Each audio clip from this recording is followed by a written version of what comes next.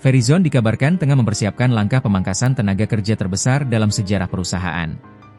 Operator telekomunikasi asal Amerika Serikat itu berencana memangkas sekitar 15.000 karyawan, atau sekitar 15% dari total tenaga kerja, sebagai bagian dari restrukturisasi besar-besaran yang dipimpin CEO baru, Dan Schulman.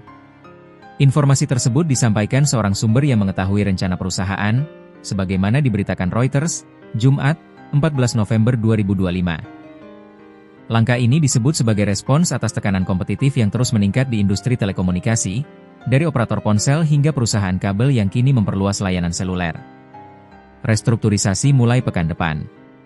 Menurut sumber tersebut, proses PHK dapat dimulai secepat pekan depan dan akan mencakup berbagai level jabatan.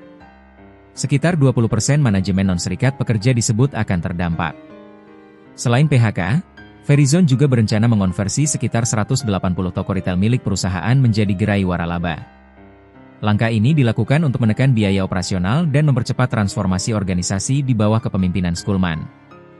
Dan Schulman, yang baru menjabat sebagai CEO pada Oktober setelah memimpin PayPal selama bertahun-tahun, sebelumnya telah menegaskan perlunya reformasi struktural di tubuh Verizon. Verizon membutuhkan transformasi biaya dan restrukturisasi fundamental pada pengeluaran kami. Kami akan menjadi bisnis yang lebih sederhana, ramping, dan lebih gesit, ujar Schulman. Tertinggal dari AT&T dan T-Mobile. Verizon saat ini berada di bawah tekanan persaingan ketat dari operator besar lainnya. Pada kuartal 3 2024, Verizon hanya menambah 44.000 pelanggan pasca bayar, jauh tertinggal dari AT&T, sementara T-Mobile mencatat penambahan lebih dari 1 juta pelanggan bersih. Dalam beberapa tahun terakhir, operator kabel seperti Comcast dan Charter juga memperketat persaingan dengan menawarkan bundel layanan seluler dan internet rumah berkecepatan tinggi. Kondisi itu diperparah oleh strategi promosi agresif AT&T dan T-Mobile saat peluncuran iPhone terbaru, termasuk diskon besar dan program tukar tambah yang menarik pelanggan. Harga tinggi jadi kendala. Schulman sendiri menyatakan bahwa ia tidak ingin mengandalkan kenaikan harga layanan untuk menjaga profitabilitas perusahaan. Verizon dikenal sebagai operator dengan tarif tertinggi di pasar AS, sebuah strategi yang menurut Schulman tidak berkelanjutan ketika pertumbuhan pelanggan stagnan. Harga yang tinggi menjadi salah satu faktor yang membuat Verizon kesulitan bersaing dalam beberapa tahun terakhir.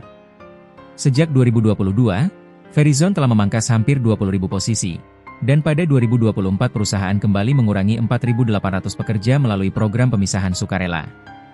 Total biaya yang dikeluarkan untuk program tersebut mencapai hampir 2 miliar AS dolar. Saham stagnan, investasi jumbo belum berbuah.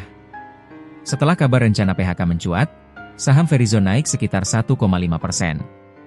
Meski begitu, dalam 3 tahun terakhir, kinerja saham perusahaan relatif stagnan dengan kenaikan hanya 8%, jauh dari lonjakan hampir 70% indeks S&P 500. Padahal, perusahaan telah melakukan berbagai ekspansi mahal dalam beberapa tahun terakhir.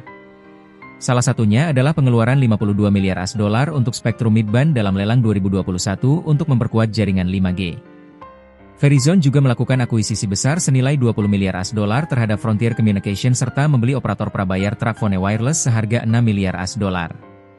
Namun, investasi besar itu belum sepenuhnya menghasilkan pertumbuhan pelanggan yang diharapkan. Penghematan versus retensi pelanggan. Analis MoffettNathanson, Craig Moffett, mengatakan perhatian terbesar CEO baru adalah menghentikan tren pelanggan yang pindah operator.